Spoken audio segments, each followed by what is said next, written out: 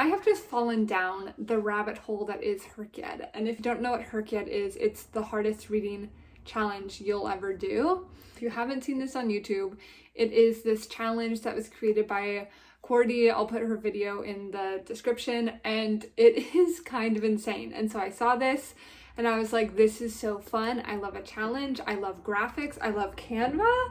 And then I saw another girl do her own remake of it, and so I've done my own remake of her remake. Basically, it's a bingo style challenge. So there are some spots on the boards that are just read a single book and you can mark it off.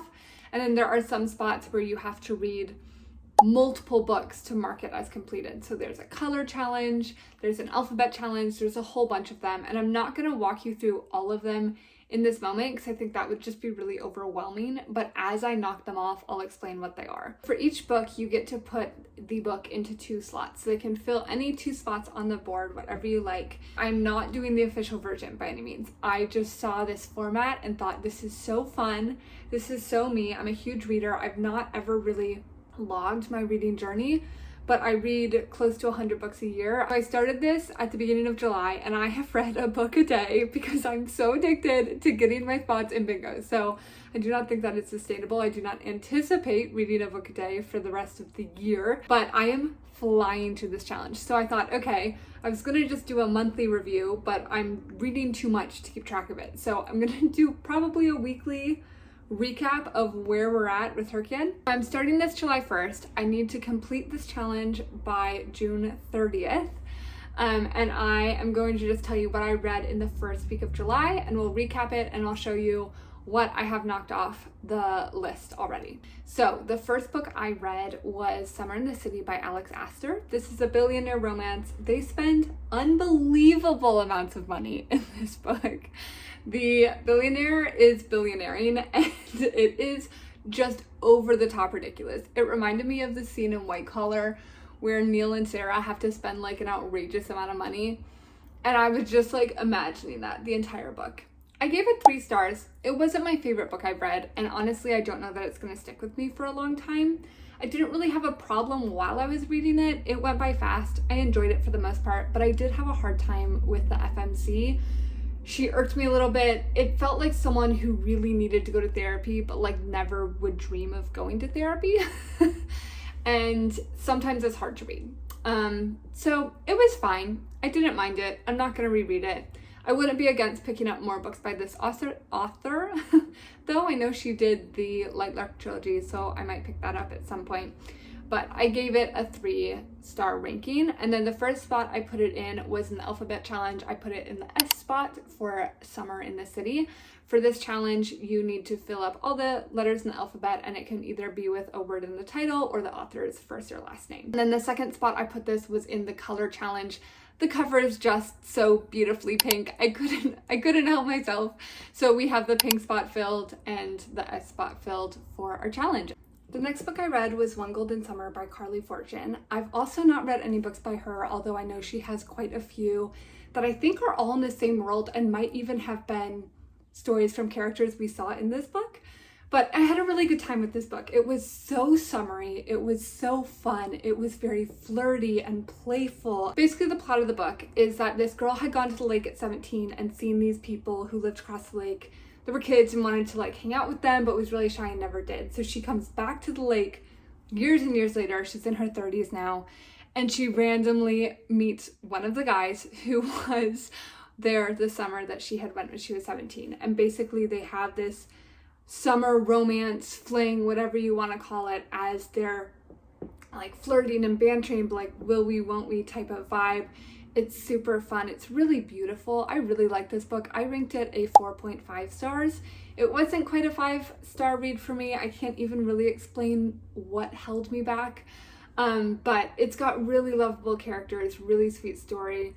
I love the male lead. He's really, really sweet. And this book, this book worked for me. This category, basically, you need to fill in covers that are earth, wind, fire, and water. It is elemental options. So I put this in the water category. And then The next place I put this is in the seasonal read. So for this, you need to read a book in the season it is set in.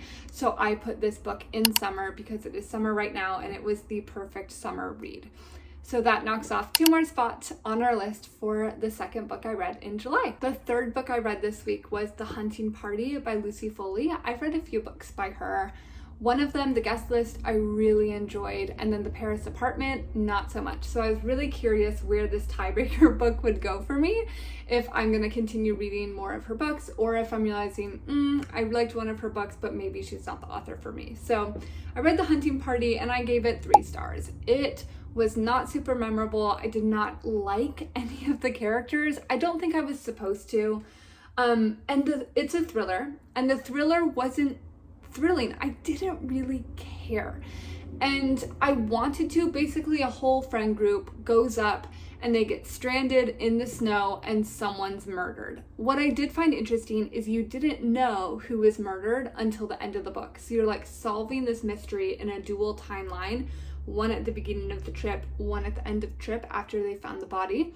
And you're trying to figure out which of these characters is the character that's been murdered. And that was playful, that was fun to read and kind of think through. But the end wasn't really shocking to me. I saw it coming. I didn't really care about the person who got murdered. I didn't really care about the murder. I just was kind of like, it happened. It's okay. I don't really think I'm going to spend much time thinking about this book. So 3 stars is what it got. The first place I put it was genre. So I put it in the thriller category. And I had to do this because it just made sense. It's the first thriller I read and I wanted to fill that spot. And the second place I put it was the white cover category on the cover rainbow. So we have our pink, we have our white, we're starting to fill up this board. I honestly think this is going to be one of the easiest boards for me to fill. I already have books in mind for what I want to do with the rest of the covers, so I'm excited for this one. But those are the 2 spots I filled with The Hunting Party by Lucy Foley. This book is such a wild card pick for me. This is one of the Tintin series. This is the 4th book I read. It's Tintin in Tibet, and I grew up loving these books. Now, obviously these books were written a long time ago, so they're not always the most PC, but I just have such a soft spot for them, and they're so fun, and I love the characters, and I love how you build in the story. So this book is actually the 20th in this series of comics, and I don't really read comic books. I don't really dive into that genre at all, so it was fun to revisit something I had read in my childhood and get to remember it and just reminisce about the summers at the lake that I used to go to and read these books, because they were books at the lake. It's the only time I got to read them. I read this book. It was one of my favorites when I was a kid. It follows this young detective Tintin and this old sailor, and they just kind of go through these crazy adventures together, and they're ridiculous and they're fun, and his dog Snowy is with him, and it's just a really lovely book series to read through. So this one, there is a plane crash and they are going to try and find his friend who was on the plane that crashed, and that is the premise of this graphic novel. It's only 62 pages, so it flies by. I had a hard time even like counting this as a book because it's so short. But I was like, it's a graphic novel. I feel like it counts for putting it in. I did not rate this book solely because it doesn't read like a standard book to me. I have a really hard time putting it on a scale. In terms of my enjoyment, 10 out of 10. I had a great time reading this. In terms of quality of literature and did I take much away from it? Not really. It's just a fun time. I'm not gonna think about these or dwell on these, but I'll probably get these in my home when I'm a grandma for my grandkids to read. So I rated it as the comic book. It got that slot, so that does mark our first completed spot on the bingo board, which is very exciting. The second place I put this was in the animal graph. So there are a bunch of different animals, and initially I was gonna put this as a domestic animal because there is a little side character, Snowy, who is this little white dog, and he's super fun. He has his own comic thought bubbles. But then I remembered that there is a Yeti in this book, and I needed a wild animal marked off, and it just felt too appropriate to ignore. So we did mark in Tintin in Tibet as the wild animal category on this board. So that is the 4th book I read. Let's go to the 5th. Liz Moore is the author of the next book I read. It's a thriller called God of the Woods, and I enjoyed this so much. I was so gripped from the very beginning the writing is beautiful. I just got caught up and I was in the story. And thrillers really, I don't know, I can go either way with them. Sometimes I'm super bored because I know exactly what's going to happen. Sometimes I'm so spooked I don't want to read it. And then there's this middle spot where I'm like just spooked enough that I have to keep going. And that was this book. I really enjoyed the characters. I didn't like all the characters, but I still enjoyed reading their thoughts and their perspectives. And it was really good. I rated it a 4.25, partially because the ending I wasn't fully satisfied with. I had some opinions about character choices that were made and developmentally appropriate choices. That's really all I can say about it without spoiling the book.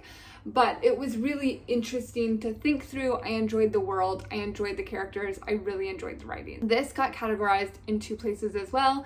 The first was the green cover category. It was just so green and it was set in the woods and I was like, I can't not do this. So we have the green cover and then we put this in the alphabet challenge for G for God of the Woods. So now we have 3 colors and 2 alphabet letters knocked off for this list. So that is all I read in the first week of July. I'm gonna keep reading more this week and get more knocked off, and I will tell you more about how we're gonna complete this challenge, but for now that's what I have. And if you want to look at the categories I put in that are going to be slightly different than the original ones, I'm going to just put it up here while I continue talking.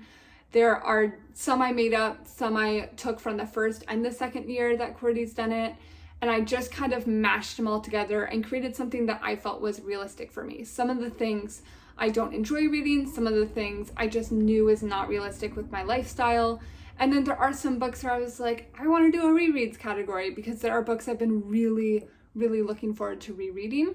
So I just kind of made it my own, and that's what I love about books is like you don't have to do it the same way everyone else does. We're all here to enjoy our hobbies and do whatever we find fun and delightful in the reading world. So this is my take on it. I hope you enjoyed the first episode of me attempting Herkad, and we'll see how long it takes.